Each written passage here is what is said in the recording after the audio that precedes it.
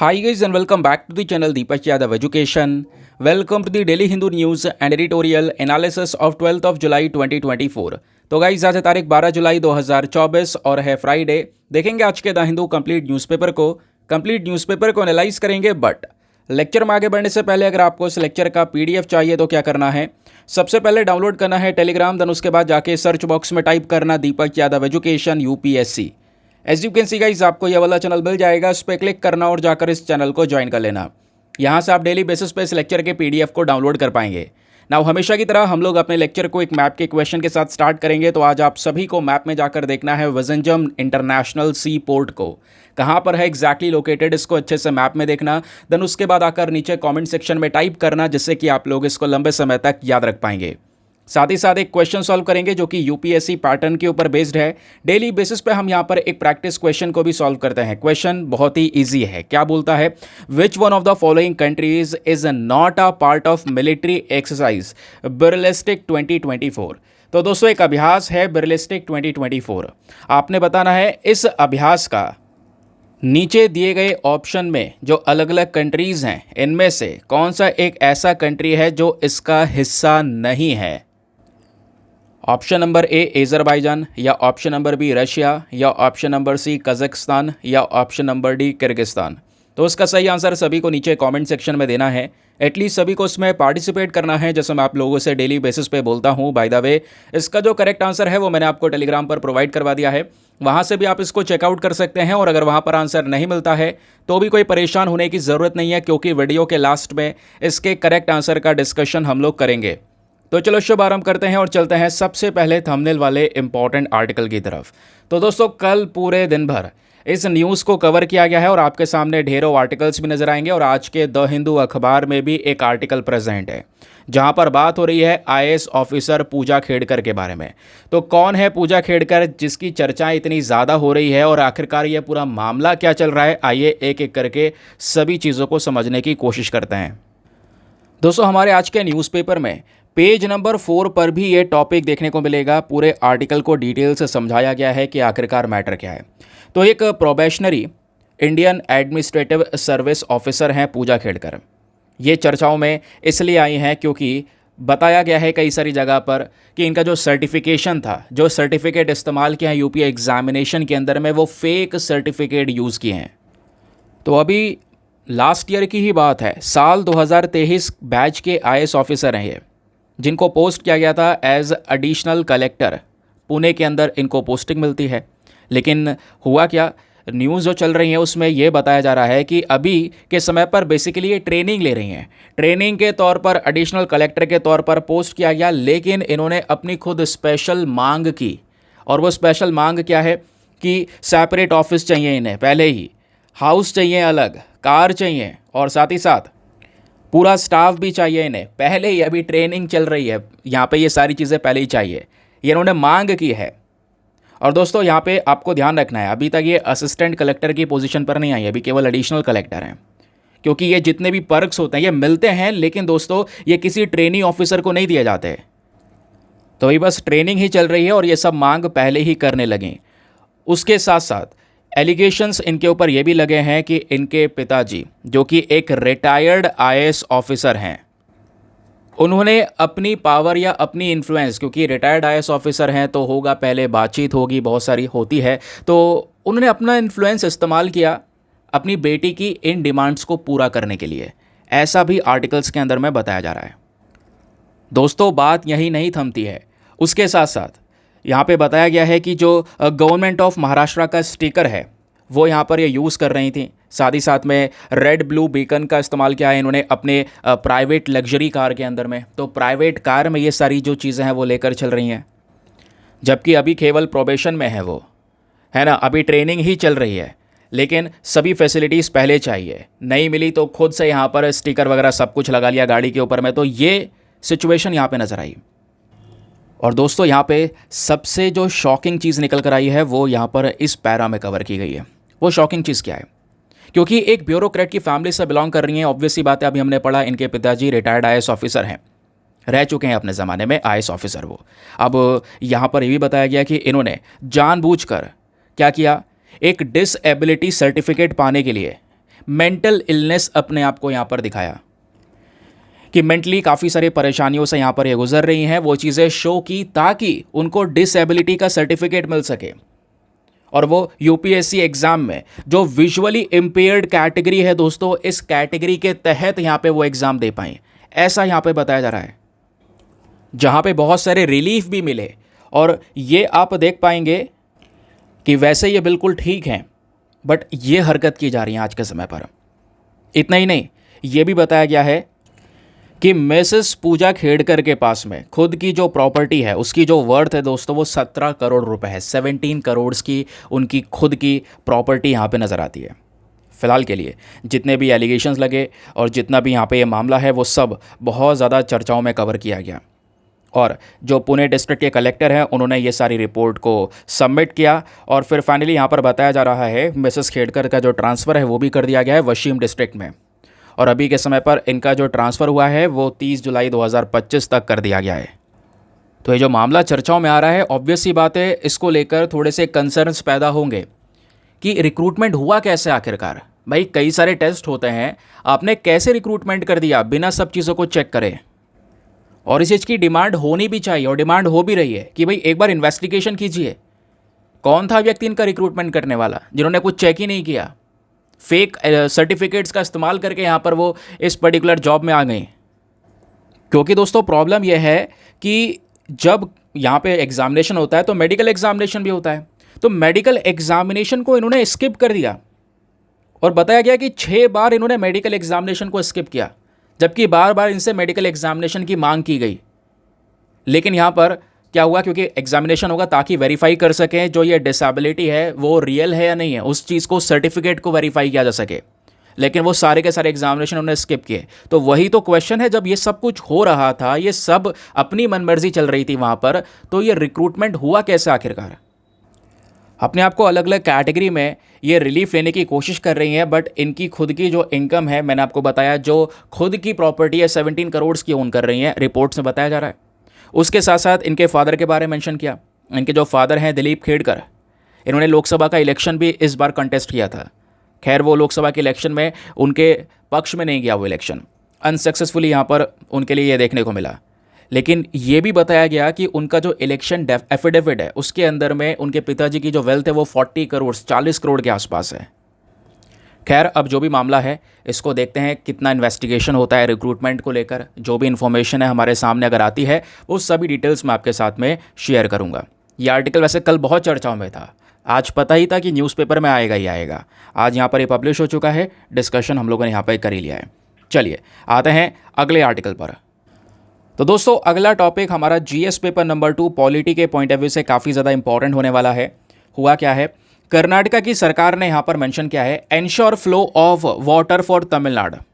ये बात कर्नाटका की सरकार ने नहीं, कावेरी पैनल ने यहाँ पर कर्नाटका की सरकार से बोला है। देखिए ये पूरा मैटर क्या है ना, इसको समझना बहुत ज़रूरी है, क्योंकि ये जो कावेरी वाटर डिस्प्यूट है ये अक्सर चर्चाओं में आ रहा है। लास्ट ईयर से अगर हम कंपैरिजन करें अभी तक तो कम से कम 6-7 बार चर्चाओं में आ चुका है। मैं पिछले साल दिसंबर से अभी तक बता रहा हूँ, ठीक है। तो उसके बारे में बेसिक डिटेल ज़रूर से पता होनी चाहिए दोस्तों। चलिए समझते हैं आखिरकार ये पूरा मैटर है क्या। आपको कावेरी नदी के बारे में पता है, वो जो नदी है उसका बेसिन बहुत बड़ा है। अब पहले मैप देख लेते हैं। तो दोस्तों जब इस नदी के रूट के बारे में बात की जाती है तो वो रूट कुछ इस प्रकार से है। कर्नाटका से यहाँ पर ये नदी बनकर आती है, इसका ओरिजिन यहाँ से होता है, फिर वो इस तरीके से गुजरते हुए तमिलनाडु में एंटर करती है। और तमिलनाडु में एंटर करते हुए दोस्तों यहाँ पे आप देख पाएंगे इस तरीके से निकलते हुए और इस रास्ते के ज़रिए बे ऑफ बंगाल के अंदर में ये नदी खाली हो जाती है। तो ये 2 स्टेट्स जो है ना, इस नदी को पानी को लेकर लड़ाई करते रहते हैं और लंबे समय से ये डिस्प्यूट बहुत पुराना है, लगभग 150 साल पुराना है। अभी आगे बताऊंगा अभी मैं।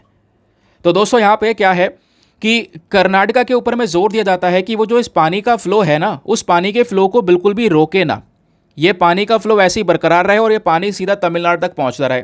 क्योंकि तमिलनाडु की सरकार का कहना है इस पानी की ज़रूरत हमें बहुत है, क्योंकि इस पानी का जो इस्तेमाल है वो आसपास के क्षेत्रों में इरिगेशन के लिए किया जाता है। जो भी सिंचाई हो रही है, खेती हो रही है, उसके लिए इस्तेमाल किया जाता है। तो अगर यहाँ पे पानी का फ्लो बिगड़ेगा या पानी कम आएगा तो इससे सीधा इम्पैक्ट हमारे एग्रीकल्चर सेक्टर पर पड़ेगा। तो ये लंबे समय से डिस्प्यूट भी चल रहा है फिर क्वेश्चन यहाँ पर यह भी उठता है, और ये बात एग्रीमेंट के अंदर बोली भी गई थी कि जो कर्नाटका है, अगर वो इस कावेरी नदी के पानी को कहीं पर भी इस्तेमाल करना चाहता है तो उससे पहले क्या करना होगा, तमिलनाडु से परमिशन लेनी होगी। मान लो कर्नाटका चाहता है यहाँ पर एक प्रोजेक्ट बनाना, एक डैम बनाना, अब उस डैम से पानी रोकेगा, इस्तेमाल करेगा अपने आसपास के रीजन में, या उस पानी को कहीं पर डाइवर्ट करना चाहता है अपने आसपास के शहरों में, तो पहले तमिलनाडु से परमिशन लेनी होगी। ये बात मेंशन की गई थी, लेकिन आर्टिकल में जो डिस्प्यूट का कारण मेंशन किया गया है वो यही है कि कर्नाटका कभी भी परमिशन नहीं ले रहा है। उन्होंने पहले कई सारे प्रोजेक्ट्स बनाए भी, पानी को डाइवर्ट भी किया, लेकिन उन्होंने तमिलनाडु से परमिशन नहीं ली, जबकि वो परमिशन लेनी चाहिए थी। तब यहाँ पे तमिलनाडु उस चीज़ को मेंशन करता। तो तमिलनाडु दोस्तों कई बार सुप्रीम कोर्ट में इस पूरे मुद्दे को लेकर पहुंच चुका है, और सुप्रीम कोर्ट अपना जो वर्डिक्ट है वो भी दे चुका है इस पूरे मैटर को देखते हुए, जिसमें समझाया गया था और पानी का प्रॉपर तरीके से डिस्ट्रीब्यूशन किया गया कि भैया इस नदी का पानी इतना आपके पास जाएगा और इतना आपके पास जाएगा। लेकिन वो वाला जो डिस्ट्रीब्यूशन है ना, वो भी अच्छी तरीके से फॉलो नहीं हो रहा है। तो कर्नाटका सरकार कम पानी दे रही है तमिलनाडु को, ये मैटर बार बार आ रहा है। कावेरी पैनल को यहाँ पर ये मैटर सौंप दिया गया, तो कावेरी पैनल ने यही तो मेंशन किया है कि भाई आप प्रॉपर तरीके से पानी छोड़िए ताकि तमिलनाडु की सरकार को मिल सके वो पानी। अब दोस्तों यहाँ पे प्रॉब्लम यह है कि कर्नाटका की सरकार का कहना यह है कि देखिए हमारे पास में खुद अब की बार पानी की कमी है, जब तक प्रॉपर रेनफॉल नहीं होगा तब तक इस रिवर के अंदर में प्रॉपर वाटर नहीं होगा, और हमारे पास में अगर पानी की कमी होगी तो हम क्या अपने रिक्वायरमेंट्स को छोड़कर पहले पानी छोड़ देंगे आगे की साइड में? ऐसा नहीं होगा। तो वही पूरा इशू चल रहा है जो कि इस पूरे न्यूज़ आर्टिकल में एक्सप्लेन किया गया है कि कावेरी पैनल ने यह बोला भैया फ्री ऑफ जो पानी है उसका जो फ्लो है उसको फ्री कीजिए, जो पूरा मैटर है इसको आगे फिर से सुनवाई की जाएगी। लेकिन कर्नाटका बोलता है कि भैया देखो यहाँ पे, क्योंकि आपको पता है कांग्रेस की सरकार है, तो मिस्टर जो शिव कुमार हैं ये डेप्यूटी चीफ मिनिस्टर हैं वहाँ के, और सिद्धरमैया अभी चीफ मिनिस्टर हैं वहाँ के। तो शिव कुमार जी जो डेप्यूटी चीफ मिनिस्टर हैं, इन्होंने यहाँ पर मेंशन कर दिया है कि देखिए जो अवेलेबल वाटर है कर्नाटका के पास में वो खुद इनएडिक्वेट है, वो खुद प्रॉपर मात्रा में नहीं है, तो हम कैसे आगे के लिए सप्लाई कर सकते हैं, ये प्रॉब्लम्स यहाँ पर उठ रही हैं। तो जो ये मैटर है जब कावेरी वाटर रेगुलेशन कमेटी को सौंपा गया, तो इस कमेटी ने तो कर्नाटका से बोल दिया कि भाई ये देखिए ये है अमाउंट पानी, इतना पानी छोड़ना होगा आपको लगातार, वो भी 31 जुलाई तक, ताकि तमिलनाडु को यह पानी मिल सके। लेकिन कर्नाटक की सरकार बोलती है कि प्लीज़ अभी रुक जाइए, यह डिसीजन इतना जल्दी मत दीजिए। इस डिसीजन को देने के लिए यहाँ पर 25 जुलाई तक वेट करने के लिए बोला है कि 25 जुलाई तक वेट करके यहाँ पर ये बोलना कि कितना पानी छोड़ना है। अभी यहाँ पर ये डिसीजन मत दीजिए, अभी थोड़ा डेटा और आन दीजिए, उसके बेसिस पर हम आपके साथ में शेयर करेंगे। समझ गए? तो ये पूरा मैटर चल रहा है कर्नाटका और तमिलनाडु के बीच में। ऐसे दोस्तों हमारे देश में कई सारे और भी स्टेट्स के बीच में डिस्प्यूट्स हैं, स्पेशली रिवर्स को लेकर। तो ये मैटर आपको क्लियर हुआ, और ये मैटर केवल न्यूज़ है, न्यूज़ आर्टिकल आपको समझ में आना चाहिए। अब इस न्यूज़ आर्टिकल के ज़रिए आपको थोड़ा बैकग्राउंड डेटा भी पता होना चाहिए। वो बैकग्राउंड डेटा यानी स्पेशली जो सबसे इंपॉर्टेंट चीज़ है वो अब शुरू होगी, जहाँ से एग्जाम में क्वेश्चन पूछा जाएगा, यानी कि बियॉन्ड द आर्टिकल। इस आर्टिकल के परे और क्या क्या चीज़ें आपने यहाँ पे पढ़नी होगी। तो डिस्प्यूट में ये पूरा मुद्दा क्या है ये आप समझ ही चुके हो, है ना। मैं आपको बता चुका हूँ ये मैटर सुप्रीम कोर्ट में ही पहुँच चुका है, जहाँ पर डिसीजन ऑलरेडी आ चुका है। सुप्रीम कोर्ट पानी प्रॉपर तरीके से बांट चुका है, लेकिन कर्नाटका का एक्सप्लेनेशन कुछ अलग ही है कि भाई यहाँ पर हमारे पास में अगर रेनफॉल कम होगा, बारिश कम होगी, तो हम कैसे वो पानी आगे छोड़ेंगे, क्योंकि हमारे पास में खुद यहाँ पे रेनफॉल डेफिसिट है, पानी की कमी है। तो ये दोस्तों यहाँ पर मैटर बार बार उठता है। अब ज़रा ये देखिए, क्वेश्चन ये है कि आखिरकार कावेरी का जो पानी है वो कैसे शेयर किया गया था दोनों स्टेट्स के बीच में। तो बोला यह गया था, मान लो एक अगर नॉर्मल वाटर ईयर होता है, नॉर्मल ईयर जहाँ पे प्रॉपर पानी अवेलेबल है, तो उस पर्टिकुलर ईयर में कर्नाटका को कम से कम 177.25 थाउजेंड मिलियन क्यूबिक फीट का जो पानी है उसको जून से लेकर मई के बीच में तमिलनाडु को ट्रांसफ़र करना होगा। ये यहाँ पर डिसाइड किया गया था कि ऐसे पानी शेयर होगा। और फिर उसके बाद फिर यहाँ पे रोल आता है दोस्तों मॉनसून का भी, कि मॉनसून किस तरीके से है, रेनफॉल कैसी होती है, उसके बेसिस पर पानी का जो ये डिस्ट्रीब्यूशन है वो किया जाएगा। लेकिन क्या होता है, कई बार जो ये मॉनसून है वो कमज़ोर पड़ जाता है। तो कमज़ोर पड़ गया, प्रॉपर वाटर नहीं आया, बारिश नहीं हुई अच्छी, तो बारिश की अगर कमी हो गई तो दोस्तों क्या होगा, वापस से दोनों स्टेट्स भिड़ने चालू हो जाएंगे आपस में। वही किस्सा हर बार का देखने को मिल जाता है। अब क्वेश्चन यह है कि ये हमें डिस्प्यूट तो समझ में आ गया। एग्जाम में दोस्तों कावेरी नदी के बारे में भी आपसे पूछा जा सकता है, तो इस नदी के बारे में आपको बेसिक इन्फॉर्मेशन, स्पेशली जो फैक्ट्स हैं वो पता होने चाहिए। क्वेश्चन बन सकता है यहाँ से। तो कावेरी नदी को तमिल में हम पोनी के नाम से जानते हैं। हमारे सदर्न इंडिया की एक पवित्र नदी मानी जाती है। मैप में मैं आपको दिखा चुका हूँ उसका फ्लो कैसे है ना। ये कहाँ से निकल कर आती है दोस्तों, कर्नाटका से निकल कर आती है। कर्नाटका में स्पेशली वेस्टर्न घाट में एक पहाड़ी है जिसका नाम है ब्रह्मगिरी हिल। तो इन पहाड़ियों से ये नदी निकलती है और निकलते हुए दोस्तों यहाँ पे सीधा वो कर्नाटका से निकलकर तमिलनाडु में एंटर करती है और एंटर करके तमिलनाडु के रास्ते बे ऑफ बंगाल के अंदर में वो नदी खाली हो जाती है। ठीक है। अब दोस्तों जब ये नदी बह रही होती है तो इस नदी में कुछ राइट साइड से कुछ लेफ्ट साइड से यहाँ पर क्या होता है, ट्रिब्यूटरीज यानी कि सहायक नदियाँ इसमें आकर जुड़ रही होती हैं, जो कि इसकी सहायता करती हैं और आगे बढ़ने में। तो कई सारी नदियाँ आके जुड़ती हैं, उनको ट्रिब्यूटरीज बोलते हैं। तो लेफ्ट बैंक ट्रिब्यूटरी जो है यहाँ पर इस कावेरी नदी की, वो कौन कौन सी है, वो है अर्कावती, हेमावती, शिमसा और हरंगी। फिर उसके बाद दोस्तों क्वेश्चन आपसे ये भी बन सकता है कि राइट बैंक ट्रिब्यूटरी कौन कौन सी है। तो जब बात करते हैं राइट बैंक ट्रिब्यूटरी की, तो उसमें आपको देखने को मिलेगा लक्ष्मण तीर्था, सुवर्णथी, नोइल, भवानी, काबिनी एंड अमरावती। तो ये ट्रिब्यूटरीज के बारे में ध्यान रखिएगा, कई बार ये क्वेश्चन बन जाते हैं। समझ गए। अब ये जो डिस्प्यूट है, डिस्प्यूट वैसे क्या चल रहा है आज के समय पर, विवाद, वो समझ में आ गया, नदी के बारे में समझ में आ गया। लेकिन इस डिस्प्यूट का दोस्तों इतिहास देखें, इसका जेनेसिस देखें, तो लगभग 150 साल पुराना ये विवाद है। क्योंकि इस नदी को लेकर ऑलरेडी 2 अग्रीमेंट्स हो चुके हैं 1892 और 1924 में, मद्रास और मैसूर के बीच में। उस समय पर ये जो पर्टिकुलर टेरिटरीज है वो मद्रास मैसूर के नाम से ही जानी जाती थी, है ना। लेकिन वो जो अग्रीमेंट्स हुए थे, उस अग्रीमेंट में ये बोला गया था कि जो अपर स्टेट है, अपर स्टेट यानी कि कर्नाटका ऊपर है ना और यहाँ पे तमिलनाडु नीचे है, ऐसे ही तो यहाँ पे नदी आ रही है कर्नाटका से तमिलनाडु से होते हुए सीधा बे ऑफ बंगाल में। तो अपर स्टेट को यहाँ पे परमिशन लेनी होगी अगर वो कोई भी कंस्ट्रक्शन करता है हमारी कावेरी नदी पर तो। लेकिन यहाँ पर यही तो है मैटर यही है कि यहाँ पर कर्नाटका कभी परमिशन लेता ही नहीं है, विदाउट कंसेंट यहाँ पे सारे काम कर दिए। और ये भी बताया गया है दोस्तों कि कर्नाटका ने पानी डाइवर्ट किया कावेरी नदी का अपने एरियाज़ के अंदर, लेकिन वहाँ पर भी तमिलनाडु से कोई परमिशन नहीं ली, जबकि एग्रीमेंट जो हुआ था वहाँ पे बोला गया था परमिशन लेनी होगी। यही मैटर यहाँ पे डिस्प्यूट का कारण बन जाता है।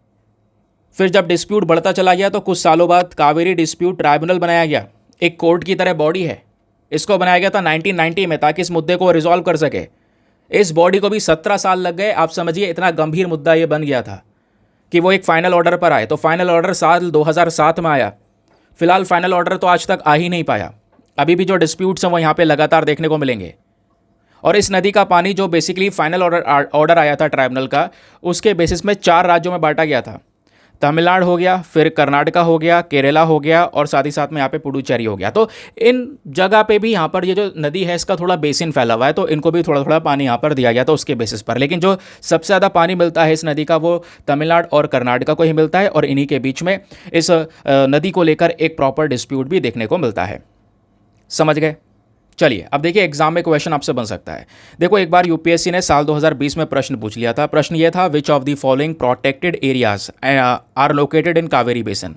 जो हमारे कावेरी बेसिन है उस कावेरी बेसिन के अंदर में कौन कौन से यहाँ पर ये जो प्रोटेक्टेड एरियाज हैं वो स्पेशली लोकेटेड हैं। तो उसका सही उत्तर है ऑप्शन नंबर सी यानी कि 1, 3 एंड 4 ओनली। यानी पहला नागरहोल नेशनल पार्क इसी कावेरी बेसिन वाले रीजन में है। देन उसके साथ साथ यहाँ पर आपका सत्यमंगलम टाइगर रिजर्व है। देन उसके बाद में वायनाड वाइल्ड लाइफ सेंचुरी है।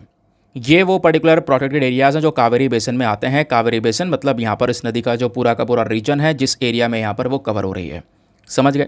चलिए आई होप आपको ये मैटर अच्छे से क्लियर हो चुका है। आगे आते हैं नेक्स्ट आर्टिकल पर।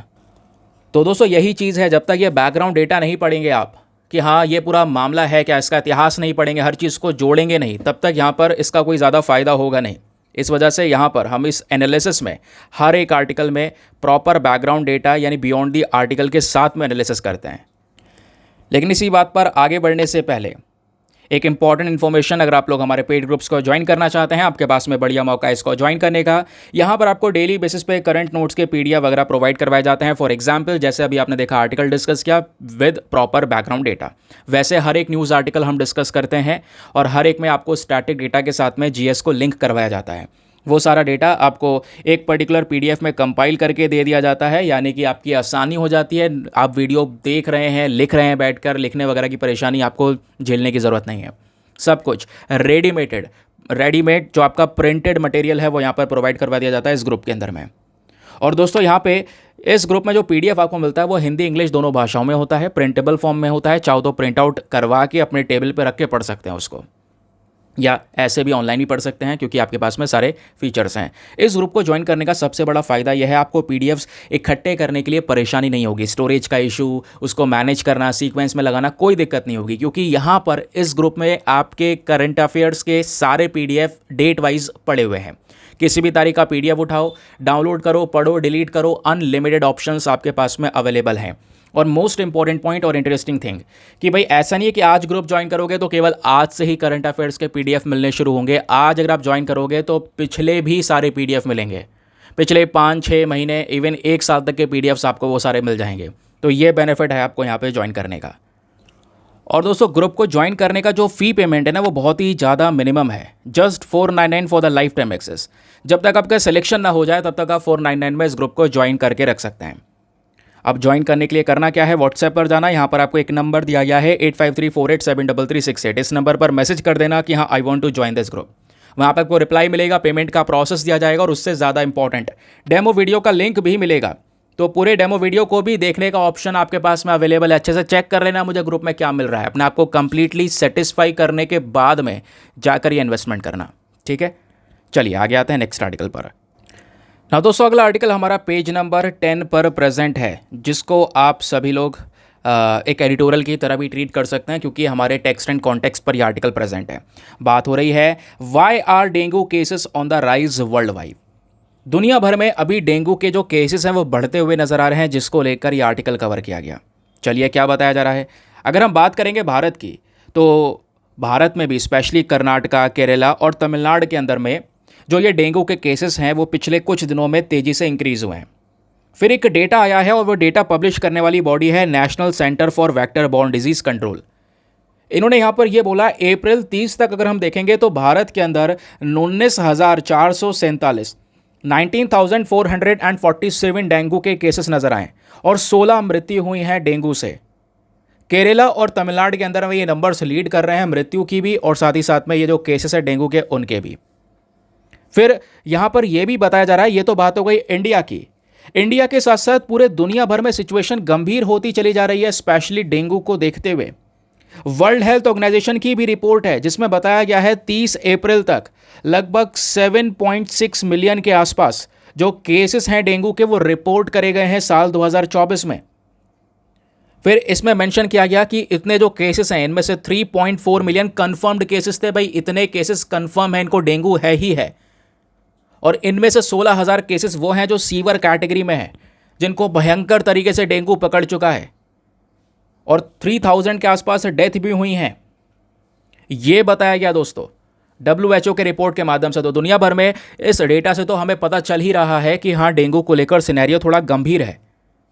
और ये भी मेंशन किया गया है कि जो डेंगू है वो लगभग 100 से ज़्यादा देशों में एंडेमिक हो चुका है। इन कंट्रीज़ के अंदर में डेंगू आज के समय पर सेट हो चुका है और ज़्यादातर कंट्रीज़ आपके अफ्रीका की हैं। फिर अमेरिका हो गया, ईस्टर्न मेडिटेरेनियन रीजन के कंट्रीज़ हो गए, साउथ ईस्ट एशिया हो गया, वेस्टर्न पैसिफिक के कंट्रीज़ हो गए। और इनमें America, south east Asia, western Pacific region सबसे ज़्यादा सीरियसली अफेक्टेड हैं। एशिया को हम भूल नहीं सकते, एशिया को भी इनमें मिला दें तो दोस्तों 70% दुनिया भर का डिजीज़ का बर्डन इन्हीं रीजन से आ रहा है, Asia, south east Asia, western Pacific और अमेरिका से। तो हमें यहाँ पर यह देखना होगा कि जो डेंगू है वो अब इन एरियाज से नए नए एरिया में फैलना शुरू हो चुका है। कहने का मतलब है ये डेंगू का केस यूरोप में जा चुका है, ईस्टर्न मेडिटेरेनियन रीजन में जा चुका है, साउथ अमेरिका में नहीं था बट वहाँ तक ये केसेस पहुँच चुके हैं दोस्तों। अब क्वेश्चन यह है कि डेंगू होता क्या है, डेंगू फैलता कैसे है और डेंगू को ट्रीट कैसे किया जा सकता है, ये अभी हम थोड़ी देर में डिस्कस करेंगे, डोंट वरी। लेकिन दोस्तों यहाँ पर इस पर्टिकुलर डेंगू के एमर्जिंग पैटर्न्स को अगर हम देखेंगे कि किस तरीके से यहाँ पर ये वर्ल्ड वाइड इंक्रीज़ हो रहा है, तो उसको समझने की कोशिश कीजिएगा। यहाँ पर मेंशन किया गया है कि सबसे मेन फैक्टर इस बीमारी को फैलाने के पीछे का है वो है ह्यूमन एक्टिविटीज़ की वजह से एनवायरनमेंट के अंदर में लगातार प्रॉब्लम्स क्रिएट करना, पॉल्यूशन होना, क्लाइमेट चेंज होना। क्लाइमेट चेंज यानी टेम्परेचर बढ़ना, और टेम्परेचर बढ़ने की वजह से दोस्तों हमारे वेदर पैटर्न्स बदल रहे हैं। फिर उसके बाद अर्बनाइजेशन को नहीं भूल सकते, शहरीकरण। जो हमारे शहर वाले रीजन है वहाँ पे लगातार पॉपुलेशन बढ़ती चली जा रही है। तो ये यहाँ पर मेंशन किया गया, ये वो कारण यहाँ पर हो चुके हैं दोस्तों जहाँ पर लोग बहुत बुरी तरह से एनवायरनमेंट को ही बर्बाद कर रहे हैं। और बर्बाद करने के साथ साथ यहाँ पर गंदगी फैलाने के साथ साथ वहाँ पर जो स्पेशली मच्छर हैं उनकी प्रजातियाँ लगातार पनप रही हैं, उनको जगह मिल रही है पनपने की, वो बढ़ती चली जा रही हैं। और वो मच्छर कौन सा है? वो है एडिस एजिप्टी, ध्यान रखिएगा। और इसी एडिस एजिप्टी की वजह से ये डेंगू के केसेस फैलते हैं। ये वही मच्छर है जिसकी वजह से डेंगू बीमारी लगातार दुनिया में फैल रही है। और बताया ये भी गया है कि दुनिया भर में ये जो केसेस फैले हैं, ये इन्फेक्शन फैला, उसके पीछे का रीज़न क्या है कि भाई तेज़ी से ट्रैवल पैटर्न्स एक्सपैंड हो रहे हैं, लोग इधर से उधर ट्रैवल कर रहे हैं, और ऐसी बीमारी को लेकर जिस वजह से ये केसेस आज दुनिया भर में भारी पड़ते नज़र आ रहे हैं। तो ये हुआ हमारा आर्टिकल एग्ज़ाम का। लेकिन एग्ज़ाम में क्वेश्चन कैसे बन सकता है, आइए आपको बताता हूँ। लेकिन उससे पहले ये भी ध्यान रखिएगा कि ये डेंगू है क्या और कैसे इसको ठीक किया जा सकता है, ये जानना हमारे लिए बहुत ही ज़्यादा ज़रूरी है। तो दोस्तों ये टॉपिक आपका GS paper number 3 and GS paper number 2 health के पॉइंट ऑफ व्यू से काफ़ी ज़्यादा इंपॉर्टेंट हो जाएगा।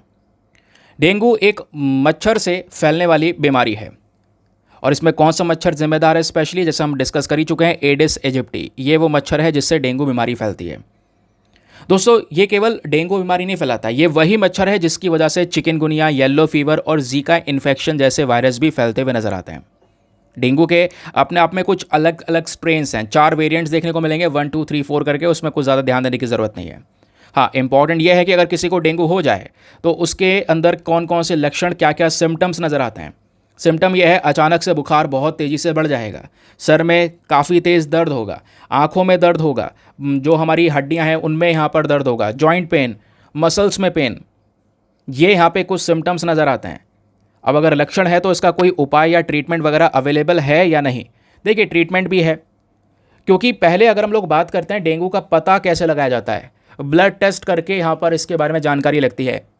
ब्लड टेस्ट से ही हमको पता चलता है कि आखिरकार उस व्यक्ति के अंदर में डेंगू जैसी बीमारी है या नहीं है, क्योंकि प्लेटलेट्स का ऊपर नीचे होना, उसी चीज़ को मॉनिटर करके डायग्नोस किया जाता है किसी पर्टिकुलर बॉडी के अंदर में डेंगू के बारे में। दोस्तों वैसे अभी तक हम देखेंगे तो कोई भी ऐसा स्पेसिफिक अलग से ट्रीटमेंट नहीं था डेंगू इन्फेक्शन का, बट रिसेंटली कई सारी जो वैक्सीन्स हैं वो भी रेडी करी गई हैं। लेकिन प्रॉब्लम ये भी है, इस डेंगू बीमारी का जो स्टेटस है वो काफ़ी गंभीर है। जैसे मैंने आपको यहाँ पर बताया, डेंगू के जो इन्फेक्शन है वो दुनिया भर में पिछले 10 सालों में गंभीर तरीके से बढ़े हैं, और मेजॉरिटी ऑफ केसेस वो हैं जो अंडर रिपोर्टेड है, जिनके बारे में कोई जानकारी किसी के पास में है ही नहीं। फिर WHO ने यह भी बोला, हर साल लगभग 39 करोड़ के आसपास डेंगू वायरस के इन्फेक्शन नज़र आ रहे हैं। जो अभी थोड़े दिनों पहले का डेटा, अभी मैंने थोड़ी देर पहले जो डेटा डिस्कस किया न्यूज़पेपर से, वो यहाँ पे पिछले कुछ महीनों का डेटा है। तो WHO का एस्टिमेशन है हर साल 40 करोड़ के आसपास डेंगू के केसेस, जिनमें से केवल और केवल 9 से 10 करोड़ में सिम्टम्स नज़र आते हैं, लक्षण दिखाई देते हैं, बाकियों में लक्षण दिखाई नहीं देते दोस्तों। इस वजह से बीमारी और खतरनाक कहलाती है। इंडिया के अंदर साल 2018 में 1 लाख से ज़्यादा डेंगू के केसेस को रजिस्टर किया गया था, फिर साल 2019 में 1.5 लाख के आसपास, और ऐसे ही दोस्तों बढ़ते चले गए। आज ये डेटा भी हम क्रॉस कर रहे हैं, और ये सारी इन्फॉर्मेशन हमारे पास में आ कहाँ से रही है। एक बॉडी है जिसका नाम है NVBDCP, यानी national vector borne disease control programme, इन्होंने ये डेटा हमारे साथ में शेयर किया। ये एक सेंट्रल नोडल एजेंसी है जिसका मेन काम है 6 ऐसी बीमारियों को टैकल करना जो अलग अलग मच्छरों की वजह से फैल रही हैं। और वो 6 बीमारियां कौन कौन सी हैं? उनमें है मलेरिया, डेंगू, लिम्फेटिक फिलेरिसिस, काला Azhar, Japanese encephalitis and chikungunya. ठीक है, तो ध्यान रखना ये बॉडी ऐसे काम करती है, और ministry of health and family welfare के अंडर में काम करती है। अब दोस्तों यहाँ पर एक बात और है, रिसेंटली एक नया तरीका निकाला गया डेंगू को काउंटर करने का। वो नया तरीका क्या है? यहाँ पर बैक्टीरिया का इस्तेमाल किया जाए। स्पेशली कौन सा बैक्टीरिया? वोल्बाचिया बैक्टीरिया, ध्यान रखिएगा। और इंडोनेशिया की सरकार ने यह काम किया।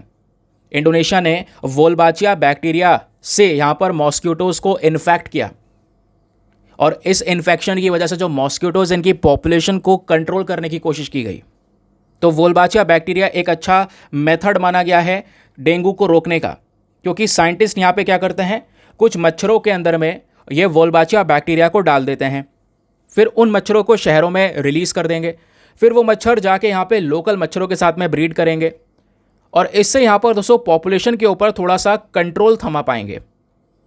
कंट्रोल हो जाएगा, वो पॉपुलेशन आगे मच्छरों की बढ़ेगी नहीं, तो डेंगू के केसेस भी कंट्रोल हो जाएंगे।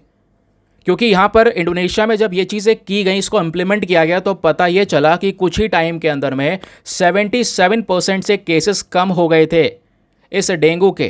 क्यों? क्योंकि यहाँ पर जो वोल्बाचिया मॉस्किटोज़ हैं, मतलब ऐसे मॉस्किटोज़ जिनमें वोल्बाचिया बैक्टीरिया को लगा दिया गया है, उनको इन्फेक्ट कर दिया गया है, तो इनकी वजह से प्रॉब्लम्स थोड़ी सी कंट्रोल हो गई।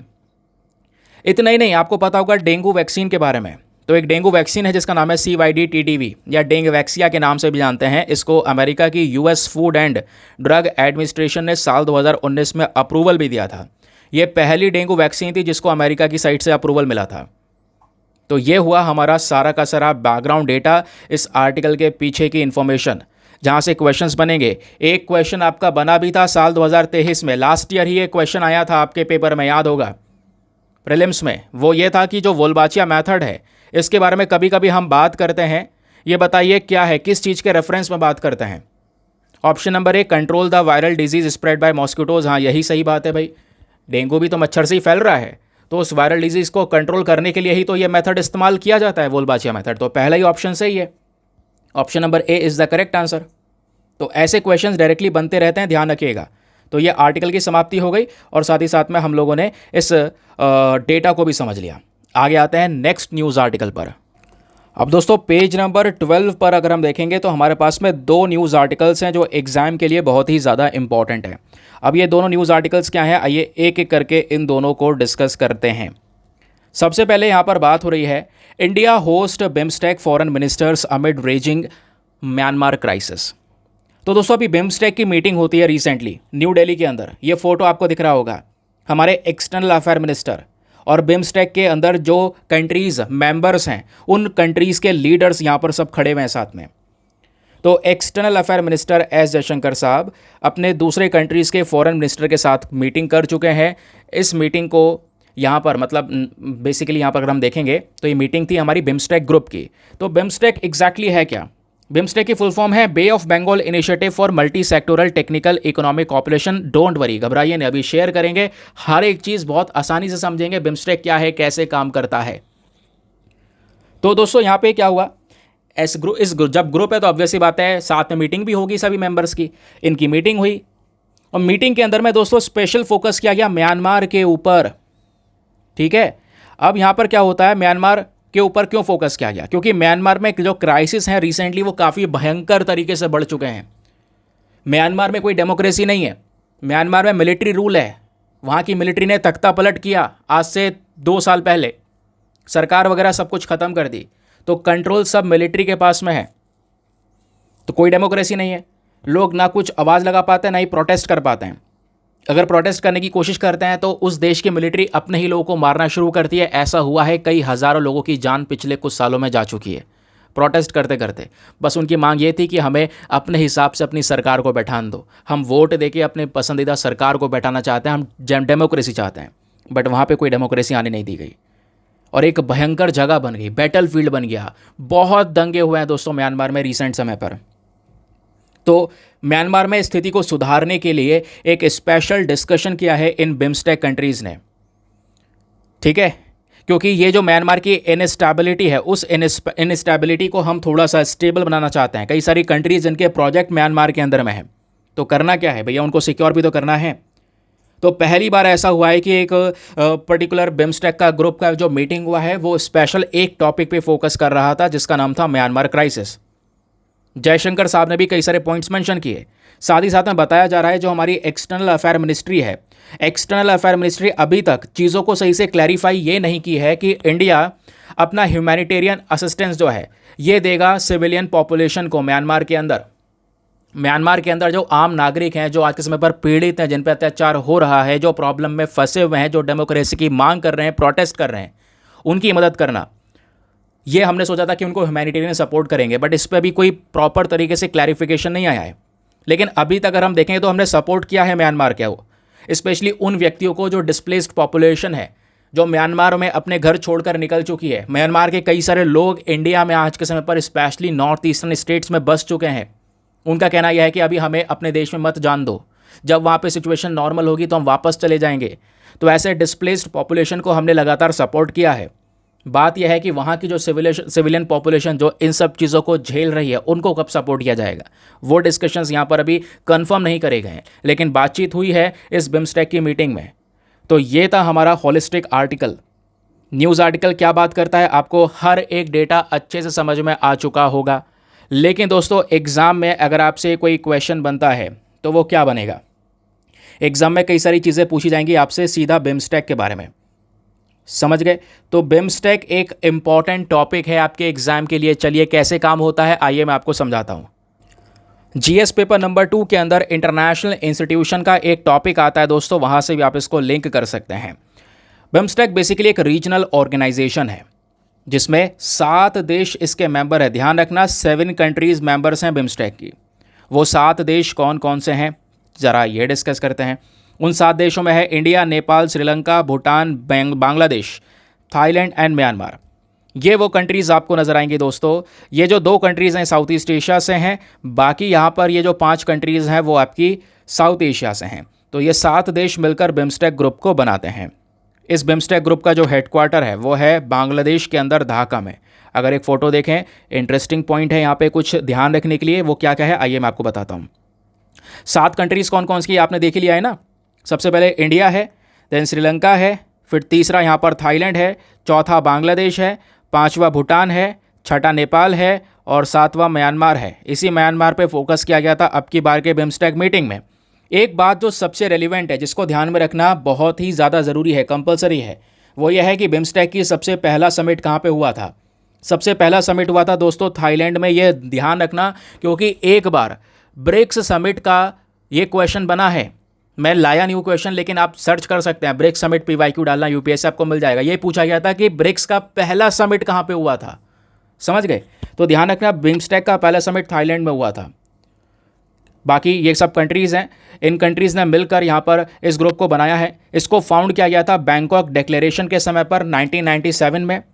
और इन सब कंट्रीज़ ने इस ग्रुप को क्यों बनाया, इनका स्पेशल फोकस क्या है? ये 7 कंट्रीज साथ में आती हैं क्योंकि इनका मेन फोकस है कि हम ट्रेड को लेकर बातचीत करेंगे, उसके साथ साथ टेक्नोलॉजी के ऊपर यहाँ पर काम करेंगे, फिर साथ ही साथ में ट्रांसपोर्टेशन, टूरिज़्म, इन सब पॉइंट्स पे हम आपस में मिलकर कोऑपरेट करेंगे क्योंकि हम आपस के आसपास के पड़ोसी देश हैं, अपने रिलेशंस को मजबूत करेंगे। इस पर्सपेक्टिव को ध्यान में रखते हुए बिम्स्टेक तैयार किया गया था। और हाँ, इसको पढ़े बिना बिल्कुल जाएंगे नहीं। ध्यान रखिए बिम्स्टेक के 14 पिलर्स हैं, जिन 14 पिलर पर इन सभी 7 देशों ने स्पेशल फोकस किया है। वो 14 पिलर्स में क्या क्या चीज़ें हैं जिस पे आपस में मिलकर काम करने की बातचीत की गई है? वो है trade and investment, transport and communication, energy, tourism, technology, fisheries, agriculture, public health, poverty alleviation, counter terrorism and transnational crime, environmental and disaster management, people to people contact, cultural cooperation and climate change. वो ये सभी वो matters हैं जहाँ पर BIMSTEC के सभी देश मिलकर आपस में कोऑपरेट करेंगे, मिलकर एक दूसरे को सपोर्ट करेंगे। इसी बेसिस पे ग्रुप तैयार हुआ। आई होप दोस्तों आपको अच्छे से सारी जानकारी मिल चुकी है, मज़ा आ चुका है ये आर्टिकल पढ़कर। न्यूज़पेपर में आर्टिकल के साथ में इस तरीके से स्टैटिक को लिंक करना होगा। ये सभी चीज़ें एक ही जगह पर एक ही वीडियो में आपको मिल जाती हैं। चलिए नेक्स्ट आर्टिकल। आज आपको पता होगा मैंने मैप का जो क्वेश्चन दिया है वहाँ पे आपसे बोला है विज़िंजम इंटरनेशनल सी पोर्ट को देखने के लिए, तो देख लिया होगा, वैसे लोगों ने कमेंट कर दिया होगा पहले ही, वो मैप में अच्छे से देखकर नीचे कमेंट कर देते हैं। अब देखिए आइए जानते हैं ये चर्चाओं में क्यों है। मैंने आपसे क्यों पूछा इस पोर्ट के बारे में, क्योंकि रिसेंटली सैन फर्नांडो ये पहला मदरशिप बन चुका है जो कि अभी विज़िंजम सी पोर्ट के अंदर में खड़ा होने वाला है। ठीक है, तो ये यहाँ पर दोस्तों सी पोर्ट हमारे लिए बहुत ज़रूरी है। विज़िंजम इंटरनेशनल सी पोर्ट कहाँ पर है? भारत के केरला वाले हिस्से में। ये इसलिए भी इम्पॉर्टेंट है क्योंकि ये दोस्तों इंडिया का पहला deep water container transshipment port होने वाला है, भारत का पहला। तो कहोगे वैसे तो इंडिया के पास में यार बहुत सारे पोर्ट हैं, इसका क्या मतलब है? ये इंडिया का पहला deep water container transshipment port है। दोस्तों ध्यान से सुनिएगा, ये ट्रांसशिपमेंट पोर्ट क्या होते हैं ये आपने समझ लिया तो मैटर यहीं पर ख़त्म हो जाएगा। ट्रांसशिपमेंट पोर्ट का अर्थ है एक जहाज़ से माल उतारना और उसे दूसरे जहाज़ में लादना, ताकि आगे की जितनी यात्रा है, जितना भी रास्ता है वो पूरा किया जा सके। भले ही माल को आगे अपनी जगह पर पहुंचाने से पहले कुछ समय तक यहाँ पर हम अपने बंदरगाह पे रोक सकते हैं, है ना, किसी जगह पे रोक सकते हैं। तो भाई यहाँ पे सामान जा रहा है, बीच में यहाँ पर उतार कर दूसरे जहाज़ में लाद दिया, व्हीकल चेंज कर दिया, वो यहाँ पर आपका ट्रांसशिपमेंट वाला जो कॉन्सेप्ट है वो कहलाता है। ठीक है, क्लियर हो गया, समझ में आ गया दोस्तों? आगे आते हैं। तो भारत का इस प्रकार का पहला पोर्ट हमारे पास में आ चुका है, कहाँ पर? केरला के अंदर। चलिए, तो दोस्तों इस पोर्ट का अगर लोकेशन देखना है, क्योंकि ये भी अडानी पोर्ट के अंदर में है, अडानी पोर्ट का एम्पायर लगातार एक्सपैंड होता चला है, तो ये पोर्ट यहाँ पर केरला में विज़िंजम में बनाया गया है। ये जो पॉइंट मैंने आपको दिखा दिया, ये पोर्ट कुछ इस तरीके से आपको नज़र आएगा, ये यहाँ पर पूरा डेवलपमेंट हुआ है। ठीक है, अब इस पोर्ट के बारे में कुछ और स्पेसिफिक डिटेल्स पढ़नी है तो वो यहाँ पर आपके सामने सारी डिटेल्स शेयर कर दी गई हैं। जैसे लोकेशन इसका विज़िंजम है। विज़िंजम बेसिकली एक छोटा सा टाउन है केरला के थिरुवनंतपुरम डिस्ट्रिक्ट में। ये कहाँ पे लोकेटेड है? ये यहाँ पर जो हमारे इंटरनेशनल शिपिंग रूट है, वो रास्ता जो यूरोप पर्शियन गल्फ को जोड़ता है, उससे जस्ट 10 नॉटिकल माइल की दूरी पे है। तो इंटरनेशनल जहाज़ आकर यहाँ पे आराम से उनको एक सपोर्ट मिल सकता है इस पोर्ट के माध्यम से। समझ गए? इसको किसने बनाया है? अडानी विज़िंजम पोर्ट्स प्राइवेट लिमिटेड ने बनाया है, जो कि अडानी पोर्ट्स का ही एक सब्सिडरी कंपनी है। इंडिया का सबसे बड़ा प्राइवेट सेक्टर पोर्ट ऑपरेटर बन चुका है अडानी, पहले से ही है। इस पोर्ट को बनाने की शुरुआत दोस्तों दिसंबर 2015 में हो चुकी थी। इसका मेन पर्पज़ यही है कि जो ट्रांसशिपमेंट की प्रॉब्लम है उसको यहाँ पर काउंटर करना। ट्रांसशिपमेंट क्या होता है अभी मैं आपको इसके बारे में बता ही चुका हूँ। समझ गए? कई सारी बर्थ अवेलेबल हैं, तो बड़े बड़े साइज़ के जो जहाज़ है वो यहाँ पर आ सकते हैं। और इंपॉर्टेंट बात यह है कि ये जो पोर्ट बनाया गया है ना दोस्तों, ये बेसिकली 18 से 20 मीटर की गहराई वाला नेचुरल ड्राफ्ट पोर्ट है। कहने का मतलब यहाँ पर यह है, देखिए यहीं पर तो कुछ इंटरेस्टिंग बात है इस पोर्ट के बारे में। हमारे जो ज़्यादातर पोर्ट होते हैं, मान लीजिए यहाँ पर ये पोर्ट है और इधर यहाँ पे हमारा ये पूरा का पूरा समुद्र है। ठीक है, अब जब जहाज़ आता है, ठीक है, यहाँ से क्या होगा, जो हमारा जहाज़ है वो अगर आएगा आगे इस बंदरगाह तक, बंदरगाह पे काम क्या होता है भैया, जो सामान है आपके उस पर चढ़ाना और इसको उतारना। एक्सपोर्ट इंपोर्ट हमारे पोर्ट से ही होता है। तो प्रॉब्लम ये थी कि जहाज़ पोर्ट के एंड तक नहीं आ पाते हैं। एंड तक क्यों नहीं आ पाते? क्योंकि यहाँ पर जो समुद्र का पानी है ना वो ज़्यादा गहरा नहीं है। ज़्यादा गहरा नहीं है तो यहाँ पर अगर बड़ा साइज़ का जहाज़ आएगा तो उसमें धंस जाएगा, सरफेस पर चल नहीं पाएगा। तो इसलिए छोटी छोटी जहाज़ जाते हैं, उतर कर बड़ा वाला जहाज़ बीच में ही रुक जाता है, वहाँ से सामान उतारते हैं और इधर पीछे पोर्ट पर लेकर आ जाते हैं। लेकिन अगर दोस्तों कुछ ऐसे पोर्ट होते हैं जिनका जो नेचुरल ड्राफ्ट है वो बहुत गहरा होता है। गहरा होता है मतलब क्या होगा, यहाँ पे समुद्र का पानी गहरा होगा किनार पे ही। इससे क्या होगा, जो जहाज़ होगा हमारा बड़े साइज़ का जहाज़ होगा वो एंड तक, बिल्कुल पोर्ट के एंड तक आ जाएगा, किनारे तक आ जाएगा। यहीं पर हम हाथों हाथ सामान चढ़ा देंगे, उतार देंगे, दूसरे जहाज़ में अनलोड लोड कर सकते हैं। ये सारी फैसिलिटी हमको इस विज़िंजम इंटरनेशनल सी पोर्ट में मिल जाती है। इस वजह से बोला गया कि सबसे बड़े बड़े कंटेनर वेसल्स भी यहाँ पर आपको नज़र आएंगे। आराम से भरपूर मात्रा में आप यहाँ पे सामान रख सकते हैं, दूसरे जहाज़ में चढ़ा सकते हैं। तो एक बढ़िया जगह इंटरनेशनल लेवल पर हमें मिलने वाली है। ठीक है, आगे आते हैं ना दोस्तों। अब आते हैं अपने साइंस एंड टेक के पेज पर। साइंस एंड टेक का पेज हमारे लिए बहुत ही ज़्यादा इम्पॉर्टेंट होने वाला है। आज हमारे साइंस एंड टेक के पेज पर दोनों के दोनों आर्टिकल्स ही काफ़ी ज़्यादा रेलिवेंट हैं। क्या बात करते हैं, चलिए जानते हैं। सबसे पहले वाले यहाँ पर न्यूज़ आर्टिकल में बात हो रही है दोस्तों डायबिटीज़ के बारे में। तो एक आर्टिकल है जिसको लिखा है विजय विश्वनाथन साहब ने, रेशमा मिर्शद ने। इन्होंने यहाँ पर मेंशन किया है जो एक पर्टिकुलर व्यक्ति को डायबिटीज़ होती है, जिसको हम शुगर भी बोलते हैं इनडायरेक्ट वर्ड में, इसको कंट्रोल किया जा सकता है बाय लूजिंग दी वेट। आप अपना वज़न कम करके थोड़ा सा जो डायबिटीज़ इसको कंट्रोल कर सकते हैं, ऐसा बोला गया। अच्छा, ऐसे कैसे? आइए ज़रा थोड़ा इसके बारे में विस्तार से जानने की कोशिश करते हैं। तो बताया जा रहा है कई सारी हमारी ऑर्गेनाइजेशन है दुनिया भर में उन सब ऑर्गेनाइजेशन ने एक्सेप्ट किया है एक टर्म, रिमिशन ऑफ डायबिटीज़। हम जानते हैं डायबिटीज़ क्या है। डायबिटीज़ एक ऐसी प्रॉब्लम है जहाँ पर हमारा इंसुलिन लेवल सही से वर्क नहीं करता है, हमारा जो इंसुलिन है सही से ग्लूकोज को कंट्रोल नहीं कर पाता है, जिसकी वजह से शुगर लेवल बॉडी में ऊपर नीचे होता है। डायबिटीज़ एक इंसान के लिए बहुत कंसर्निंग सिचुएशन होती है, क्योंकि एक बार इंसान को डायबिटीज़ हो गया तो उसको डाइट प्रॉपर मेंटेन करना होगा, और वो अगर अपने डाइट का ख्याल नहीं रखता है तो डायबिटीज़ हमेशा ऊपर नीचे होकर उस इंसान को तकलीफ़ देता रहेगा। ये लाइफ टाइम के लिए एक इंसान को मिल जाती है बीमारी डायबिटीज़। तो वो यहाँ पर मेंशन किया गया कि बहुत सारे लोग अवेयर हैं कि भाई डायबिटीज़ का जो ट्रीटमेंट है वैसे वो बहुत कॉस्टली है, या उसका ट्रीटमेंट चलेगा तो लंबे समय तक चलेगा, आपको पूरे लाइफस्टाइल में बदलाव करना पड़ेगा। और स्पेशली यहाँ पर डायबिटीज़ में हम टाइप 2 डायबिटीज़ की बात करें, आपको पता ना, एक होती है टाइप 1 डायबिटीज़ और एक होती है टाइप 2 डायबिटीज़। दुनिया में सबसे ज़्यादा जो कॉमन वाली डायबिटीज़ या जो सबसे ज़्यादा लोगों को होती है वो होती है टाइप 2 डायबिटीज़, जिसको बोलते हैं डायबिटीज़ मेलिटस।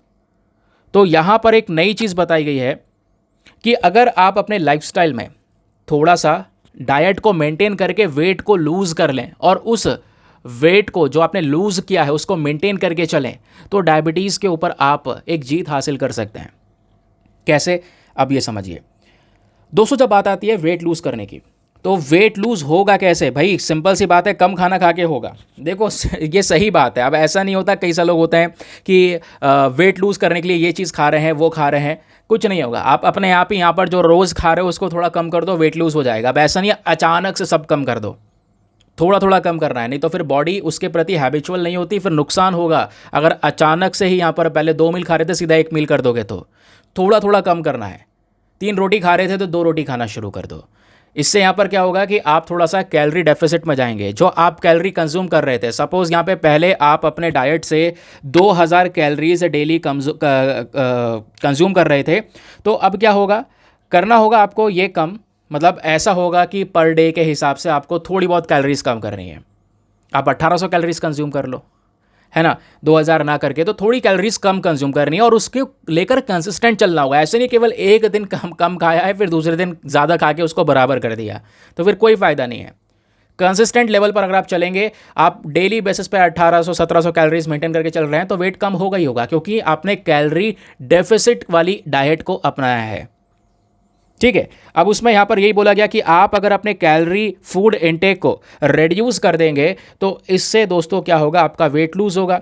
वेट लूज़ होगा तो आपकी जो डायबिटीज़ की पॉसिबिलिटीज़ हैं ये भी बहुत ज़्यादा कम हो जाएंगी।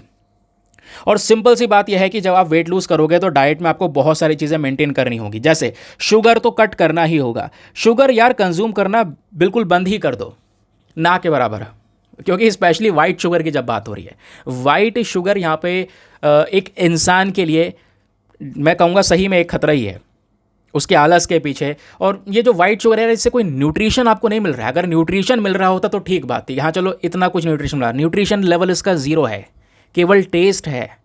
और वही टेस्ट ने आपको अडिक्ट बना रखा है इस शुगर के रिलेशन में। ठीक है, अब क्या है, ठीक है, इसको कंट्रोल किया जा सकता है, शुगर कम करोगे ही करोगे वेट लूज़ करने के समय पर। दूसरी चीज़ जो यहाँ पर कम करने की बात होगी वो होगी कार्ब्स, कार्बोहाइड्रेट। अब जो कार्ब्स आप कंज्यूम कर रहे हो ये भी तो बॉडी में, जब आप कार्ब्स खाते हो, रोटी खाते हो, वो आपका कार्बोहाइड्रेट है, ब्रेक डाउन होगा वो भी तो शुगर का फॉर्म लेगा, है ना। तो जो हमारी कार्ब्स होती हैं इनको भी आप थोड़ा सा कंट्रोल करोगे, इनको भी रिड्यूस करोगे, तो ये जो चीज़ें हैं ना ये ऑलरेडी यहाँ पर आपके बॉडी में शुगर लेवल को मेंटेन करने लगेंगी, डाइट को मेंटेन करके, कैलोरीज को कम करके। तो वही तो मेंशन किया गया, जब ये काम हो रहा होगा तो नेचुरली यहाँ पर आपका जो डायबिटीज़ है वो कंट्रोल हो जाएगा। कुछ ही समय के अंदर, कुछ महीनों तक लगातार कंसिस्टेंटली अपनाना होगा, क्योंकि दोस्तों यहाँ पर आपकी हेल्थ इंपॉर्टेंट है। दूसरी बात, डायबिटीज़ जैसे मैंने बोला एक कंसर्निंग सिचुएशन है, लंबे समय तक एक इंसान के साथ में रहती है, कई लोगों की मृत्यु का कारण बन जाती है। तो रिपोर्ट्स ये बोलती हैं कि कुछ लोग ऐसे हैं जो डायबिटीज़ से गुजर रहे हैं और उन्होंने यहाँ पर वेट लॉस किया, लगभग 10 से 15 केजी यहाँ पर कम कर लिया है। तो इससे यहाँ पर जो लोग डायबिटीज़ के साथ में है दोस्तों, वो कहीं ना कहीं कह सकते हो उन्हें बहुत समय लगेगा रेमिशन को अचीव करने में, जबकि जो इंसान ने अपना बॉडी वेट तुरंत कम कर दिया है वो जल्दी यहाँ पर डायबिटीज़ से लड़ पाएगा। जो ट्रीटमेंट ले रहा है उसको समय लग जाएगा, जिसने नेचुरली यहाँ पर एक सब कंट्रोल कर लिया, बॉडी वेट लूज़ कर दिया है, उसको ज़्यादा बेनिफिट और ज़्यादा जल्दी बेनिफिट और लॉन्ग टर्म्स के लिए रहेंगे। केवल दवाइयाँ खाकर यहाँ पर सही से काम नहीं हो पाएगा दोस्तों, ठीक है। अब ये तो हो गया हमारा न्यूज़ आर्टिकल, लेकिन अब इस न्यूज़ आर्टिकल में भी कुछ खास ऐसी रिलेवेंट इन्फॉर्मेशन नहीं है जो एग्जाम में आपको डायरेक्टली हेल्प करे। एग्जाम में कोई चीज़ अगर हेल्प करेगी तो वो पता होना चाहिए आपको डायबिटीज़ के बारे में। क्या है डायबिटीज़, कैसे वर्क करती है हमारे बॉडी में, ये टाइप 1 टाइप 2 के बीच में फ़र्क क्या है। तो आइए फिर देरी किस बात की, जानते हैं डायबिटीज़ के बारे में हर एक इन्फॉर्मेशन को। डायबिटीज़ आपकी एक नॉन कम्युनिकेबल डिजीज़ है, एक ऐसी बीमारी जो एक इंसान से दूसरे इंसान में फैल नहीं रही है, लेकिन एक इंसान के लिए काफ़ी खतरनाक है। ये बीमारी तब होती है जब हमारे बॉडी में जो पेनक्रियास है वो इनफ मात्रा में इंसुलिन को प्रोड्यूस नहीं करता। अब पेनक्रियास और इंसुलिन है क्या दोस्तों, पहले इंसुलिन समझिए। इंसुलिन यहाँ पर एक ऐसा हार्मोन है जो हमारे ब्लड शुगर को या ग्लूकोज लेवल को रेगुलेट करता है या कंट्रोल करता है, तो वो काम है इंसुलिन का। और पेनक्रियास क्या है आपके बॉडी में, ये जो है दोस्तों, ये आपका पेनक्रियास है, ये येलो कलर का जो पोर्शन आपको दिख रहा है, यही पेनक्रियास आपके बॉडी में इंसुलिन को प्रोड्यूस करता है, और वही इंसुलिन आपके बॉडी में ग्लूकोज या शुगर को रेगुलेट करने का काम करता है या कंट्रोल करने का काम करता है। तो अब आप थोड़ा बहुत समझ गए होंगे कि डायबिटीज़ कब होगी। डायबिटीज़ तब होगी जब आपके बॉडी में जो पेनक्रियास है वो इनफ मात्रा में इंसुलिन प्रोड्यूस ही ना करे।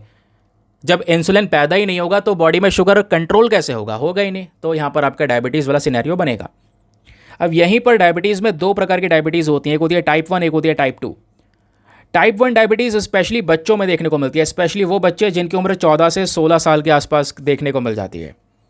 इस वाले कंडीशन में जो बॉडी है वो सफिशेंट मात्रा में इंसुलिन नहीं बनाती है, जिस वजह से ये कंडीशंस हमको फेस करनी पड़ती है, ठीक है। और ये ज़्यादा खतरनाक है टाइप 2 वाली से, जो हम पढ़ेंगे। बच्चों में डायबिटीज़ खतरनाक सिनेरियो है।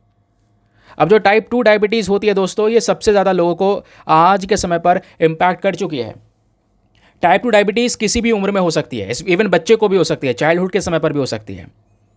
और आज के समय पर स्पेशली जो मिडिल एज पीपल हैं या बूढ़े लोग हैं, उनमें भी ये सबसे ज़्यादा टाइप 2 वाली डायबिटीज़ देखने को मिलती है। समझ में आ गया। अब दोस्तों एक होती है जेस्टेशनल डायबिटी। ये वाली डायबिटी महिलाओं में देखने को मिलती है, स्पेशली प्रेगनेंसी वाली स्टेज के दौरान, जब बॉडी काफ़ी कम सेंसिटिव होती है इंसुलिन को लेकर। तो अगेन इंसुलिन को लेकर कम सेंसिटिव है, मतलब इंसुलिन प्रॉपर तरीके से हमारे बॉडी में ग्लूकोज लेवल को रेगुलेट नहीं करेगा। तो ये कंडीशन तब आती है जेस्टेशनल डायबिटीज़ में जब एक महिला प्रेगनेंसी के स्टेज से गुजर रही होती है, ठीक है। अब ये हर महिला में भी नहीं देखने को मिलती, और ज़्यादातर यहाँ पर जिनको होती भी है जेस्टेशनल डायबिटी वो मतलब प्रेगनेंसी के स्टेज के दौरान, तो जब बच्चा जन्म ले लेता है तो उसके बाद ये डायबिटीज़ ठीक भी हो जाती है। समझ गए। अब दोस्तों सवाल यह है कि डायबिटीज़ का इम्पैक्ट क्या पड़ रहा है। करंट समय पर इसके नुकसान बहुत हैं। इससे बहुत सारे हमारे ऑर्गन फेलियर्स हो सकते हैं, specially kidney, heart, blood vessels, nervous system और आइज़। ये पांचों ही मेन इंपॉर्टेंट चीज़ें हैं हमारे बॉडी के लिए, और इन पांचों चीज़ों पे ही बुरा असर करती है डायबिटीज़। अब क्वेश्चन ये है कि डायबिटीज़ के पीछे के फैक्टर्स क्या क्या हैं, क्या क्या कारण हैं। सबसे पहला अनहेल्दी डाइट, चीनी वगैरह बहुत ज़्यादा कंज्यूम कर रहे हैं, है ना, तो वो भी एक कारण बन सकता है। या हम खा तो रहे हैं अनहेल्दी डाइट, अगर फिजिकल एक्टिविटी कर लें और अनहेल्दी डाइट को कभी कभी कंज्यूम कर लें तो वो मैनेज हो जाती हैं चीज़ें। लेकिन आप अनहेल्दी डाइट रेगुलर बेसिस पे कंज्यूम कर रहे हैं और कुछ काम नहीं कर रहे हैं, फिजिकल एक्टिविटी नहीं कर रहे हैं, केवल एक जगह पर बैठे हुए हैं, वो दोस्तों कारण बनेगा आपके डायबिटीज़ के पीछे का। या फिर कोई अल्कोहल का गलत इस्तेमाल कर रहा है, इस्तेमाल मतलब ज़्यादा भयंकर अल्कोहल कंज्यूम कर रहा है, तंबाकू का इस्तेमाल हो रहा है, मोटापा है, तो ये भी कई सारे रीज़न बन जाते हैं डायबिटीज़ के पीछे की। और टाइप 1 टाइप 2 के बीच में डिफरेंस क्या है वो हम यहाँ पर समझ ही चुके हैं। सवाल यह है इसका ट्रीटमेंट क्या अवेलेबल है, इसका उपाय क्या हो सकता है। उपाय की बात करेंगे तो सबसे पहले दोस्तों डायबिटीज़ में यही होता है कि आप रेगुलर बेसिस पे अपने बॉडी का ग्लूकोज लेवल को मॉनिटर करो। रेगुलर बेसिस पर यहाँ पर मॉनिटर करने के लिए आपको एक डिवाइस दी जाती है, डिवाइस आती है मार्केट में, है ना, उसमें एक सुई लगी होती है, आप उसको पिंच करके उसमें से थोड़ा सा ब्लड निकलेगा बॉडी में, अपने आप जो पिन होती है उसको लगाकर उस पर देख सकते हैं कि आपकी डायबिटीज़ की जो नंबरिंग है वो किधर आ रही है। आप रेगुलर बेसिस पर उसको मॉनिटर करेंगे ना, तो उसके हिसाब से डाइट लेंगे कि हाँ भाई अभी ज़्यादा है तो यहाँ पे मुझे थोड़ा सा समझना है आगे क्या खाना है। इससे क्या होगा, बॉडी में डायबिटीज़ को आप कंट्रोल कर पाएंगे।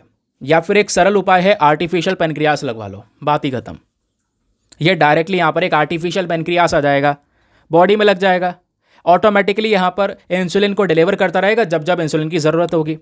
जब जब बॉडी में शुगर लेवल बढ़ कम रहा होगा, जब उसको रेगुलेट करने की ज़रूरत होगी, तब इंसुलिन को डिलीवर कर देगा वो, आपका इंसुलिन बॉडी में शुगर लेवल को रेगुलेट कर देगा। अब यहीं पर एक और सवाल आता है कि इससे संबंधित और भी कई सारे इनिशिएटिव दोस्तों स्टार्ट करे गए हैं डायबिटीज़ को कंट्रोल करने के लिए। वो इनिशिएटिव कौन कौन से हैं?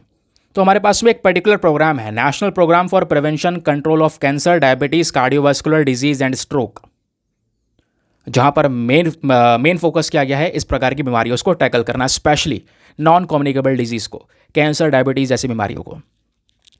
और डायबिटीज़ एक ऐसी सिनेरियो है जिसके बारे में जागरूकता फैलनी बहुत ज़रूरी है, और इसके बारे में अवेयरनेस फैलाने के लिए दोस्तों हर साल 14 नवंबर को हम डबल डायबिटीज़ डे को ऑब्जर्व भी करते हैं। समझ गए? टाइप 1 टाइप 2 क्या है ये समझा ही दिया है, बाकी पेनक्रियास, इंसुलिन सब क्लियर हो चुका होगा। आगे आते हैं नेक्स्ट आर्टिकल पर। तो दोस्तों हमारे सेम पेज पर यानी पेज नंबर 11 पर ही एक और आर्टिकल प्रेजेंट है, ये भी बीमारी से रिलेटेड। आज कई सारे आर्टिकल बीमारी से रिलेटेड ही हैं। बात हो रही है जीका वायरस के बारे में। तो जीका वायरस एक बड़ी गंभीर प्रॉब्लम, यहाँ पे ज़रूरत है हमें इस जीका वायरस में सर्विलांस को इम्प्रूव करने की। जैसे अभी हमने डेंगू पढ़ा था ना, एडिस इजिप्टी मच्छर की वजह से फैलता है, वैसे ही दोस्तों यहाँ पर यह जीका वायरस भी है। जीका वायरस भी वही बीमारी है जो उसी मच्छर की वजह से फैलती है। वही मॉस्किटो हैं जो डेंगू, येलो फीवर, चिकनगुनिया जैसी बीमारियाँ फैलाते हैं। वही एडिस इजिप्टी मच्छर है, वही मच्छर यहाँ पर जीका वायरस भी फैलाता है।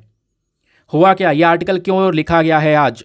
रीज़न यह है क्योंकि दोस्तों जीका वायरस को लेकर वापस से न्यूज़ आ रही है कि एटलीस्ट 15 केसेस, जिसमें से 8 प्रेग्नेंट महिलाएं हैं जिनमें यह जीका वायरस पाया गया, स्पेशली महाराष्ट्र में। फिर कर्नाटका में 74 साल के यहाँ पर एक बुजुर्ग आदमी, वो जीका वायरस की वजह से यहाँ पर कह सकते हैं उनकी मृत्यु हो गई। तो स्टेट हेल्थ डिपार्टमेंट के ऑफिशियल से उनका कहना यह है कि जीका वायरस के केसेस बढ़ रहे हैं। पुणे म्युनिसिपल कॉरपोरेशन ने यहाँ पर यह बोला है कि हमें जीका वायरस के सर्विलांस को मजबूत करना होगा, इस केसेस के ऊपर में निगरानी बढ़ानी होगी, नहीं तो केसेस इंक्रीज होते चलेंगे। उसी केसेस पे यहाँ पर जो हमारी केंद्र सरकार है, यूनियन हेल्थ मिनिस्ट्री, उन्होंने भी एडवाइजरी जारी कर दी है हमारे इन स्टेट्स को कि आप सतर्क रहिए और प्रेग्नेंट महिलाओं का स्पेशली ध्यान रखिए, उनको मॉनिटर करके रहिए कि भाई ये जो जीका वायरस के केसेस है वो इंटेंसीफाई ना हो जाएं। और इसी को देखते हुए दोस्तों जो हमारा ICMR है, that is Indian council of medical research, इन्होंने भी सभी राज्यों से बोला है कि आपको जीका वायरस की टेस्टिंग को बढ़ाना होगा। और केवल जीका वायरस ही नहीं दोस्तों, अगर कोई पेशेंट चिकनगुनिया या डेंगू जैसे सिम्टम्स से गुजर रहा है, ऐसे कोई लक्षण उन पेशेंट्स में नज़र आ रहे हैं, तो उनकी भी प्रॉपर टेस्टिंग कीजिए, क्योंकि जीका वायरस, चिकनगुनिया या ये डेंगू, ये सब एक ही मच्छर की वजह से फैलते हैं। और वो मच्छर कौन सा है? वो है एडिस इजिप्टी। अब यहीं पर इस आर्टिकल में क्वेश्चन यही पूछा गया है, जीका वायरस क्या है और कैसे यहाँ पर ये फैलता है, कैसे इसका पता लगाया जा सकता है, क्या इसके बुरे प्रभाव हैं, क्या हमारे पास जीका वायरस की वैक्सीन है या नहीं, ये सभी क्वेश्चंस यहाँ पर पूछे गए हैं। तो दोस्तों सबसे पहले हम बात करते हैं वैक्सीन की। तो देखिए जीका वायरस एक ऐसी बीमारी है जो इस मच्छर की वजह से फैल रही है, तो क्लियर हो गया। लेकिन कोई भी वैक्सीन करंट समय पर अवेलेबल नहीं है जो जीका वायरस को प्रॉपर तरीके से ठीक कर सके। हाँ, जीका वायरस की वैक्सीन के ऊपर काम ज़रूर चल रहा है। इंडिया में कई सारी जो कंपनीज उन्होंने कोशिश की है वैक्सीन बनाने की, कई स्टडीज़ पहले भी पब्लिश हुई है, बट करंट समय पर कोई भी ऐसा ठोस ट्रीटमेंट नहीं है जो इस बीमारी को ठीक कर सके। इसलिए यहाँ पर यह गंभीर सिनेरियो है। किसी को भी हो जाएगा तो यार ट्रीटमेंट ही नहीं है उसका, नॉर्मल दवाइयाँ लेकर उन जो लक्षण दिखाई दे रहे हैं उन लक्षण को ठीक करता चले जा रहा है वो। समझे? अब ये जानिए जीका वायरस क्या है, कैसे फैलता है, कैसे डायग्नोस किया जा सकता है। तो दोस्तों ये जो टॉपिक है आपका GS पेपर नंबर 2 हेल्थ के पॉइंट ऑफ व्यू से काफ़ी ज़्यादा रेलिवेंट होने वाला है। तो जीका वायरस को लेकर क्या क्या सिनेरियो आए ये समझ में आया। ये एक ऐसी बीमारी है दोस्तों जो मॉस्किटो की वजह से फैलती है। सबसे पहली बार ये जीका वायरस को आइडेंटिफाई किया गया था युगांडा में 1947 में, स्पेशली बंदरों के अंदर में। बाद में इंसानों में पाया गया 1952 में। युगांडा में ही यहाँ पर बंदरों में पाया गया स्टार्टिंग में, फिर इंसानों में पाया गया। देन उसके बाद में तांजानिया में कुछ केसेस नजर आए, यानी अफ्रीकन कंट्रीज़ में ही जीका वायरस लगातार फैलता हुआ चला गया। फिर यहाँ पे बताया गया इसका ट्रांसमिशन कैसे होता है, कैसे ये फैलता है। तो ये बीमारी ट्रांसमिट होती है प्राइमरीली एडिस इजिप्टी मॉस्किटो की वजह से। ये जो मच्छर है एडिस इजिप्टी, इसकी वजह से। ये वही मॉस्किटो है जिससे डेंगू, चिकनगुनिया, येलो फीवर जैसी बीमारियाँ फैलती हैं। प्रॉब्लम यह है दोस्तों, जो जीका वायरस है ना, ये एक महिला से उसके फीटस में ट्रांसफ़र हो सकता है। यानी एक प्रेग्नेंट वेमेन है ना, वो अभी बच्चे को जन्म देने वाली है, तो उनके वॉम में धीरे धीरे जो बेबी है उसका डेवलपमेंट हो रहा है। तो दोस्तों यहाँ पर हो गया क्या कि उस मदर से ये जीका वायरस उस बन रहे बच्चे के अंदर में ट्रांसमिट हो जाएगा। जब वो बच्चा जन्म लेगा तो दोस्तों उसमें प्रॉब्लम ये आएगी, उसका जो सर वगैरह है वो बहुत बहुत ज़्यादा छोटा होता है नॉर्मल सर के हिसाब से। तो ये यहाँ पर प्रेग्नेंट वीमेन के लिए स्पेशली थोड़ी गंभीर सिचुएशन बन जाती है जीका वायरस के मामले में। अब इसके सिम्टम्स क्या हैं? सिम्टम जैसा आपको बता ही चुका हूँ। मान लो किसी को जीका वायरस हो गया है तो लक्षण क्या दिखाई देंगे? स्टार्टिंग में यहाँ पर थोड़ा बहुत बुखार रहेगा, रैशेस होने लगेंगे, कंजक्टिवाइटिस हो सकता है, मसल्स और जॉइंट पेन होंगे, हेडेक होगा, सर में दर्द। फिर ज़्यादातर लोग जो जीका वायरस इन्फेक्ट हो जाते हैं उनके अंदर इन सिम्टम्स नज़र ही नहीं आते। वही डेंगू वाला सिमिलर सिनेरियो जैसे हमने डिस्कस किया। हर साल 40 करोड़ केसेस डेंगू के हो रहे हैं तो उसमें से केवल 10 करोड़ में लक्षण दिखाई दे रहे हैं। वही केस जीका वायरस में है। जीका वायरस में भी कई सारे लोग यहाँ पर इस इन्फेक्शन से पीड़ित होते हैं, लेकिन जो लक्षण है वो कुछ कम लोगों में ही दिखाई देते हैं। और स्पेशली प्रेगनेंसी के दौरान यहाँ पर ये इन्फेक्शन काफ़ी गंभीर हो जाता है। जैसे मैंने बोला, स्पेशली जो बच्चा जन्म ले रहा है, अगर यहाँ पे उसमें जीका वायरस पहले ही पहुँच चुका है तो वो माइक्रोसेफली के साथ में जन्म लेगा। माइक्रोसेफली एक ऐसी प्रॉब्लम है जहाँ पर एक बच्चे का सर का जो साइज़ होगा वो नॉर्मल हेड से बहुत ज़्यादा छोटा होगा। समझ गए? और इसी वायरस को कंट्रोल करने के लिए कई सारे इनिशिएटिव चलाए गए। गवर्नमेंट इनिशिएटिव्स प्रोग्राम स्टार्ट करे गए। जैसे एक प्रोग्राम है इंटीग्रेटेड डिजीज सर्विलांस प्रोग्राम, फिर है national vector borne disease control programme, फिर है राष्ट्रीय बल स्वास्थ्य कार्यक्रम। ये वो इनिशिएटिव्स हैं जहां पर स्पेशल फोकस किया गया है जीका वायरस को लेकर। और ध्यान रखिए, जो लास्ट वाला प्रोग्राम है इसका मेन फोकस है माइक्रोसेफली के ऊपर में। वही कंडीशन जहां पर बच्चा जो जन्म लेता है वो छोटे सर के साइज़ के साथ में लेता है, यानी बर्थ डिफेक्ट्स होते हैं, उसको काउंटर करने के लिए भी यहाँ पर कुछ इनिशिएटिव्स स्टार्ट करे गए हैं। अब देखिए, यहीं पर इसी आर्टिकल से रिलेटेड एक बार क्वेश्चन पूछा गया था साल 2017 में। क्वेश्चन ये था, कंसिडर द फॉलोइंग स्टेटमेंट्स। आपको यहाँ पे 2 स्टेटमेंट दिए गए हैं कि ट्रॉपिकल रीजन में क्या जीका वायरस बीमारी उसी मच्छर से ट्रांसमिट होती है जिस मच्छर से डेंगू फैलता है? हाँ, ये सही बात है। दूसरा, क्या सेक्सुअली ट्रांसमिशन पॉसिबल है जीका वायरस का? जी बिल्कुल पॉसिबल है। तो इसका सही उत्तर ऑप्शन नंबर सी, बोथ 1 और 2 इज द करेक्ट आंसर, है ना। कहोगे ये तो बताया नहीं आपने कि सेक्सुअली ट्रांसमिट हो सकता है, तो यहाँ पर यह लिखा हुआ है, ये देखो, जीका वायरस ट्रांसमिट होता है मदर से फीटस में प्रेगनेंसी के समय पर, या सेक्सुअल ट्रांसमिशन भी हो सकता है इसका, या ब्लड से ब्लड प्रोडक्ट्स जो होते हैं अगर वो आप किसी दूसरे पर्सन को दे रहे हो तो उससे भी यह बीमारी ट्रांसमिट हो सकती है, या ऑर्गन ट्रांसप्लांटेशन, किसी इंसान को जीका वायरस था, उसने अंग दान किया, उसके बॉडी का ऑर्गन किसी नॉर्मल व्यक्ति को लगा दिया तो उससे भी जीका वायरस ट्रांसमिट हो सकता है। ये सब इसके ट्रांसमिशन हो गए।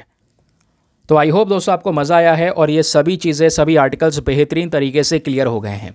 हमारे न्यूज़पेपर का आज एक और आर्टिकल है यार जो मैं एक्सप्लेन नहीं कर पाया हूँ क्योंकि टाइम का इशू हो गया है। दूसरी बात, वीडियो थोड़ा लेट भी हो गया है, तो उसको हम कल डिस्कस कर लेंगे। कल सैटरडे भी है, कल हमारे न्यूज़ आर्टिकल्स कम भी रहेंगे, है ना। बाकी देखो, जो भी डिस्कशन है वो प्रॉपर नोट्स के साथ में, यानी बियॉन्ड दी आर्टिकल जो भी डेटा है उसके साथ में एक्सप्लेन किया गया है। इसी तरीके से आपने डेली के न्यूज़पेपर एनालिसिस को कवर करना है और वो इस चैनल से आप डेली बेसिस पे कवर कर सकते हैं। बाकी मेक श्योर ज़रूर करें वीडियो पे यार, जो लाइक का बटन है उसको प्रेस कर दिया करो। 5000 का टारगेट होता है जिसको आप अचीव कर सकते हैं, उसके लिए कुछ ज़्यादा नहीं है ना, कुछ एक्स्ट्रा पेमेंट नहीं ली जा रही है उसके लिए। चलिए आते हैं वर्ड ऑफ द डे पर। तो आज वर्ड ऑफ द डे है वो है एलेवेंजिस। इसको प्रोनाउंस करेंगे एलेवेंजिस के तौर पर, एलेवेंजिस, एलेवेंसिस नहीं, एलेवेंजिस। अब ये क्या है दोस्तों, इसका मीनिंग होता है थोड़े से रिफ्रेशमेंट के लिए छोटा सा ब्रेक ले लेना। लंबे समय से पढ़ाई कर रहे हो, चलो यार थोड़ा ब्रेक ले लेते हैं, चाय पी लेते हैं, कॉफ़ी पी लेते हैं, तो उस पर्टिकुलर ब्रेक को, शॉर्ट ब्रेक को हम एलेवेंसेस बोलते हैं। चलिए अब इस वर्ड का यूज़ करके एक सेंटेंस फॉर्म कीजिए नीचे कमेंट सेक्शन में। और ये सेंटेंस फॉर्म करना बहुत ज़्यादा ज़रूरी है क्योंकि जब तक आप सेंटेंस फॉर्म नहीं करेंगे तब तक इन वर्ड का कोई फ़ायदा नहीं होगा। फटाफट, आसान है सभी लोगों को। यार 30,000 40,000 लोग वीडियो देख रहे हैं, कम से कम 1,000 लोग तो सेंटेंस फॉर्म कर ही सकते हैं, ठीक है। चलिए आगे आते हैं प्रैक्टिस क्वेश्चन पर। क्वेश्चन ये था कि which one of the following countries is not a part of military exercise Birleshik 2024। अब कई सारे जो अभ्यास है वो अक्सर न्यूज़ में रहते हैं। अभी बिरलेस्टिक 2024 का जो एक्सरसाइज जो अभ्यास है ये चर्चा में था। ये भी एक मिलिट्री अभ्यास है जिसमें कई सारे देशों की मिलिट्री आपस में मिलकर इस एक्सरसाइज को कंडक्ट करती है। तो पूछा गया, बताइए भैया इन चारों देशों में से कौन सा एक ऐसा देश है जो इसका हिस्सा नहीं है?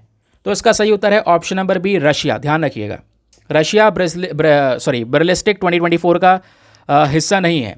क्यों? क्योंकि बिरलेस्टिक का मतलब होता है यूनिफिकेशन, साथ में इकट्ठे होना, स्पेशली कज़क के अंदर में, यानी कज़क का वर्ड है, कज़ाकिस्तान से आता है कज़क, कज़क वर्ड है यूनिफिकेशन, और यहीं से ये जो ब्रिलिस्टिक वर्ड है ये स्पेशली कज़क है, और इससे हमें पता चलता है इसका मतलब होता है यूनिफिकेशन।